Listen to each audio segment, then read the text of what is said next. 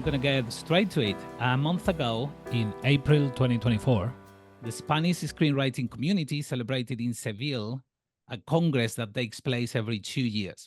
And we had the pleasure of attending a masterclass by Michelle Mulroney, Vice President of the WGA West.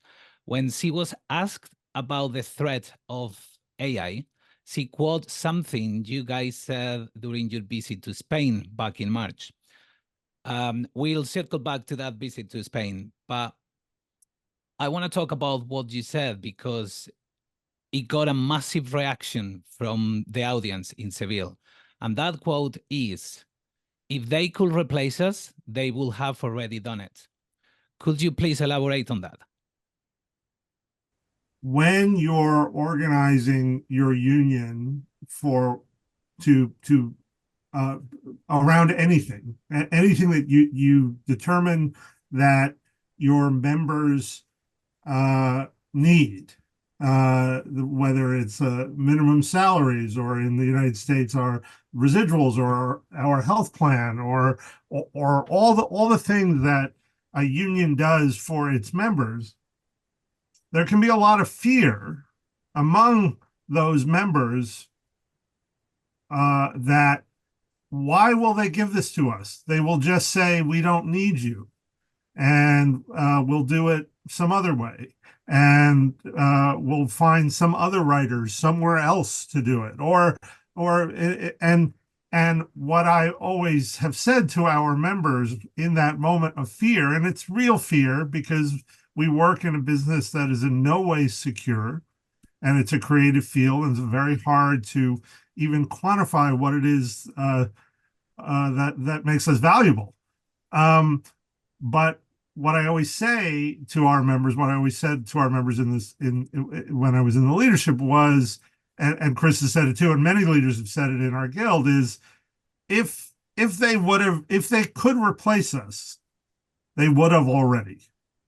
And the fact that in the United States and now around the world, writers are forming unions and still working and still vitally important to the business of making movies and television shows, it proves that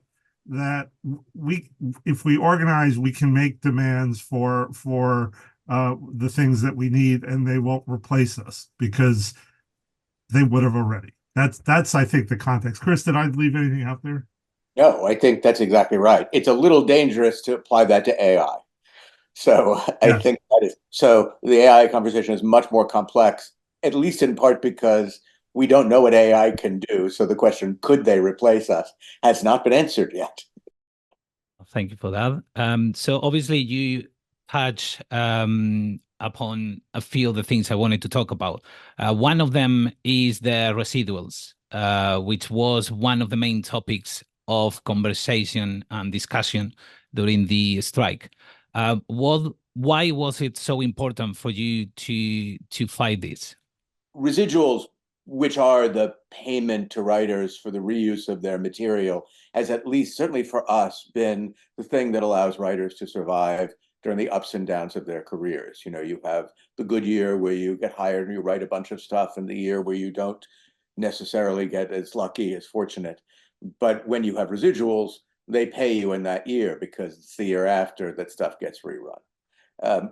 We've always fought for residuals, both because it's the right thing to do, because when we create something, which we have, by the way, given up our copyright to, which is different in the United States, we do that in exchange for the payment for reuse, because reuse has value. We've done a pretty good job of across the business in demanding and achieving reasonable residual rates. And for example, we've done that pretty well in episodic television, where a lot of the focus was in this negotiation. But one thing that we had not been able to do until now was to do something that had been true, for example, in the old broadcast television, which is to compensate people adequately for shows that performed exceptionally well. And that was really the focus of this negotiation, residuals, at least on the TV side, was to say, when there is a metric that suggests that a particular television program has been particularly valuable, writers should be compensated for that through their residuals in a way that's that is equitable. That was really difficult, by the way. I know this is a little detail. It's difficult because what the companies had done is made it almost impossible to assess the value of a program. They had eliminated advertising up to this point. They had not resold programs to other platforms. So all the ways in which programming was valued, either by the money that it brought in or the money that brought in once you resold it, was no longer assignable to a given episode or a given show. So the companies were sort of hiding behind that in a sense to say, well, there is no value. Of course, that's not true. We know that Stranger Things means more to Netflix than, well, anything I've written. So those writers of Stranger Things should be compensated, and not just the writers of Stranger Things, but anyone who's done something that has actually performed particularly well on a platform. So that was it. We were sort of filling in a blank. As part of that, by the way, one thing that we achieved was, in a limited but meaningful way, access to information. So we need to know how well our shows are doing, because the darkness benefits the companies and is bad for creators. And we shed a little light there. I was going to say that it's something that you guys and every union around the world is going to have to fight. But I'm wondering if now that some of the streamers are going back and introducing ads, do you think that is maybe a way to change transparency? Because obviously the companies that want to advertise, they need to know how important are these viewing numbers. So maybe that would be a way for you guys to achieve something else, one step forward. Absolutely, there is that, and that's a change in the business model back to a version of the older business model, which was in the United States network television, which was all based, or local television was all based on ads, and that's how you could determine whether a show was successful, based on what they would charge for ads. And so there was a lot of information about reuse, and that will have to now be used by the streamers to set ad rates with the advertisers. So yes, there will be more. Answer your question in the affirmative. There will be more information because of that. Something else that was very discussed during the strike was the mini rooms. Would you talk a little bit about that, and what is a mini room for those listening who don't know, and why was it important that you change things? Well, the mini rooms were a product of sort of a change in the way television shows and even movies too were being developed. Previously, you would have one writer write a pilot, and then the show the network or studio would make the decision whether to make more of them based on that script. Now what had happened was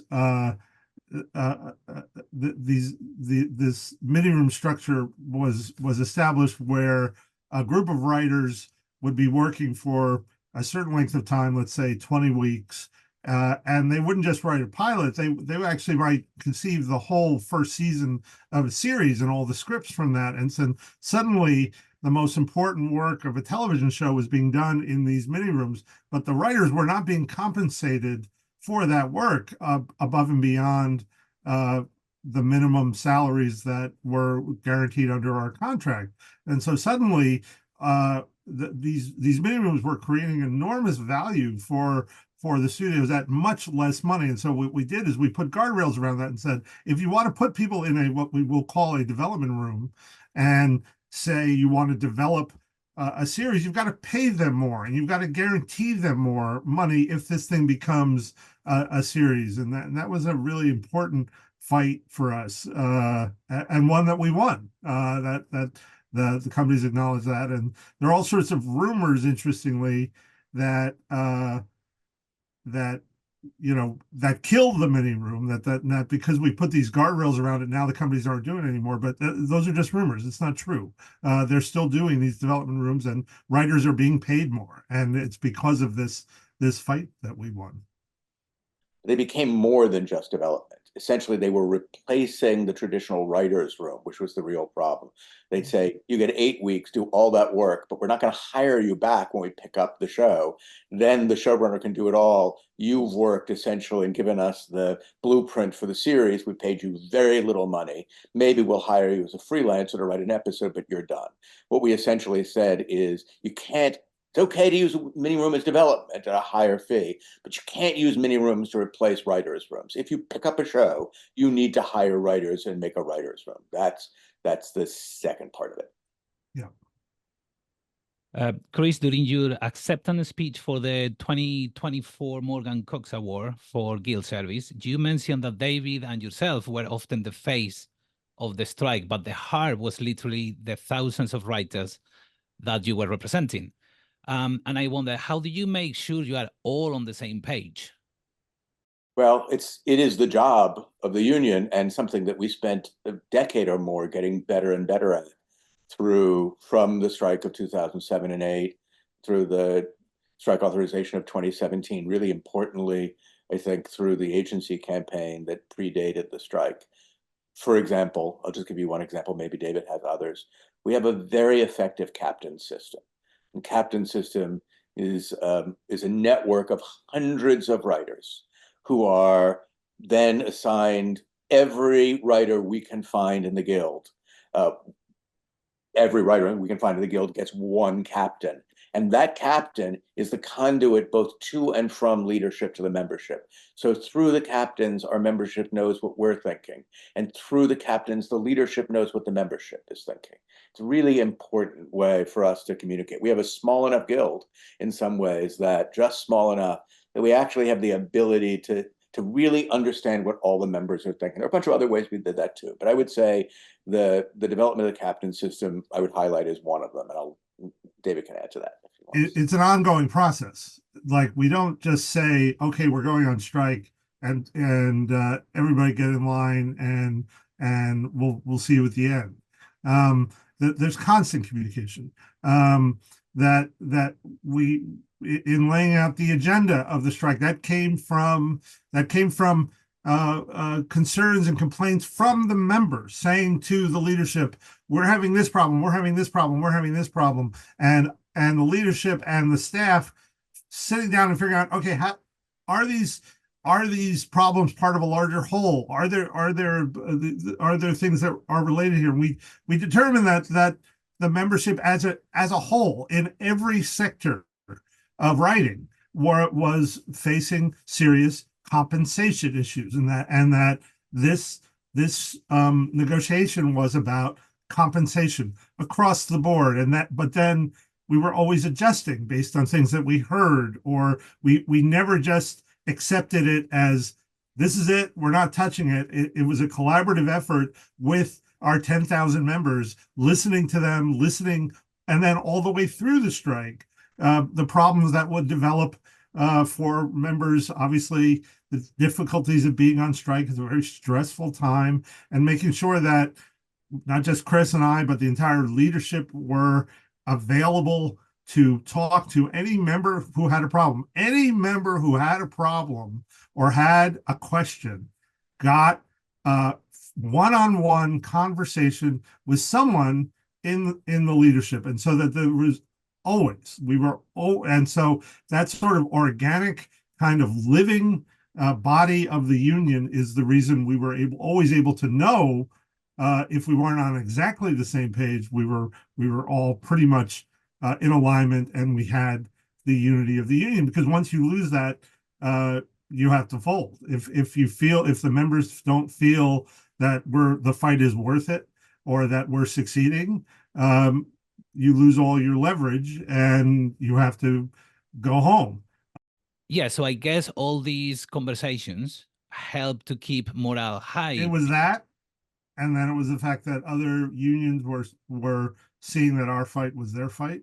SAG going out was an enormously a difficult decision for them to make, but it ended up being helpful to us, because it helped tell the story that we were telling, which was, we're not being compensated fairly. But there were dips in morale. I mean, it's hard to do this. People were struggling when the companies said offhandedly, our goal is to starve them, and they said, no, we're not, we're just kidding. Of course, they weren't.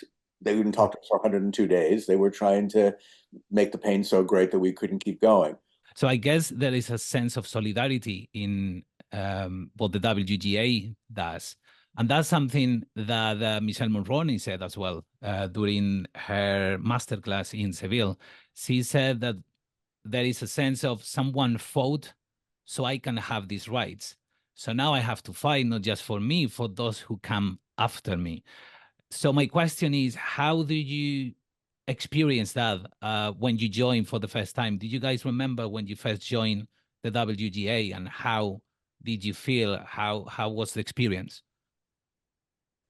I can answer first. I don't remember feeling that way, to be honest with you. I mean, I can't actually remember the exact day, and some people can. I'm certain I felt pride because it meant I had achieved something that I wanted to be, which is to become a professional writer. So that made a big difference for me. But I did not understand at that point in my life what a union meant, why it was necessary. You know, somebody I was talking to a couple of days ago said, and I thought this was really good, he said, like, democracy is a muscle.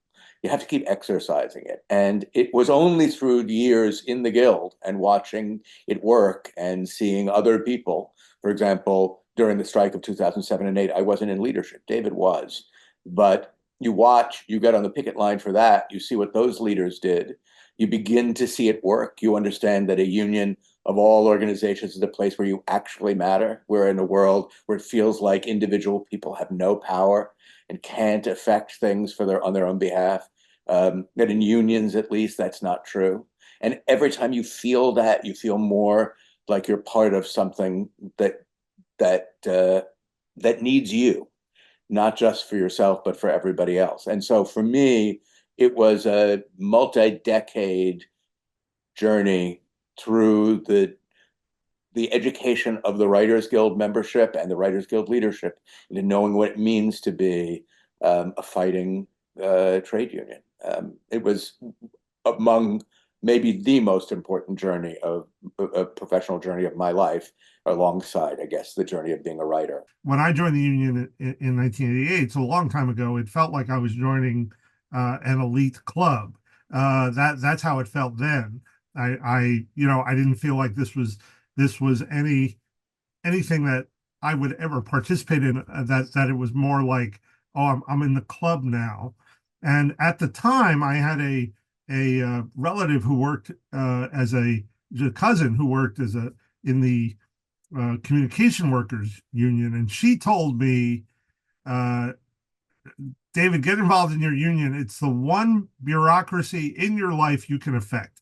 That journey has been long, but I think it was worth it, because then after the strike was finished, you were invited to Spain, for instance, and I'm sure you had other contact with other guild members around the world. But the union here, ALMA, invited you to award you for everything you achieve here, and they invited you to Madrid to receive this award. So how was that visit?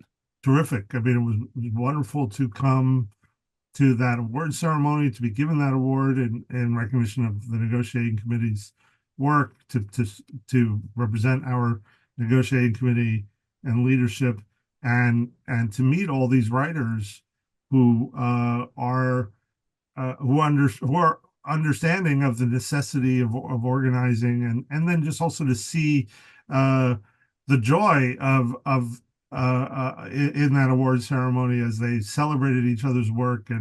And I saw lots of clips of work I wasn't familiar with that I want to see, and so having that creative connection as well to the work of the writers of Spain, and even though the award ceremony was in Spanish and I didn't understand a lot of it, for the most part, I think Chris agrees. We took away a wonderful feeling of being part of this community for a day, and then the class we taught and engaging in that conversation with those writers was very exciting. David, during your acceptance speech for the Morgan Cox Award, you talk about the lies about the strike, the lies that the studios wanted you to believe before and during the strike, but also the lies that they want you to believe now. Right. The question is, what are these lies now, and how can we fight them? Well, I mean, I think again, the lies play in our fears, the fears that we were talking about at the beginning of that, like somehow they could do it without us. I think that there will be as Chris said, you know, the strike was really hard, and people sacrificed, not just writers. A lot of people had to sacrifice during that 6 months because of the way the business was shut down, and so there will be lies that play to a feeling of that shouldn't happen again because we shouldn't have to suffer like that again, and they didn't really get anything. So why would you do that? And that's just a lie. We got a lot, and we got things we really needed, and so I think that, you know, the sort of half joke that I make, which isn't even a joke, because it's really already, we're already hearing it, is there was no point in you guys going on strike. You didn't get anything. And also you got too much, which is why now the companies can't afford to make anything. Those two lies are out there now. People are repeating them. The mini room thing. We killed mini rooms. No, we didn't. They're still using them. It's just the companies are at this point making less things or buying less things, but that will change. They will get back to making things at the way they used to. So it's an attempt by people to who for one reason or another, for many different reasons, don't like the fact that our union is powerful. Why did the companies take a 148-day strike and eventually give us all of these different things that we had said to them from the very beginning were unlikely to have a meaningful impact on their bottom line, but in fact make the business better for them and for us? In large part, they did it because they wanted to teach us a lesson that says, don't you dare, you know, stand up to us again. Don't you ask to have power in this conversation. This is not a partnership. We tell you what you get. Not everybody, but that's the idea. It's like, don't you do this again. Well, that's exactly what all of the lies do, is just to say to people, don't you dare do that again, because we don't want that. Now, that's what I hope, what David hopes.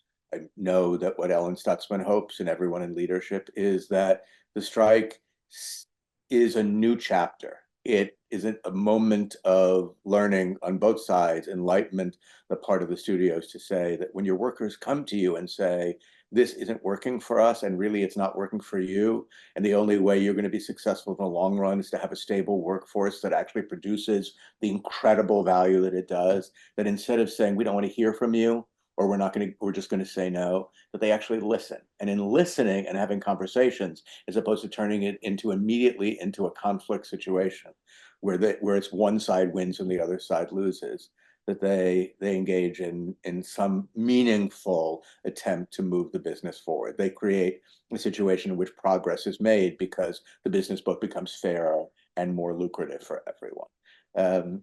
That's what we hope this strike will have done. Whether that's true or not, we don't know.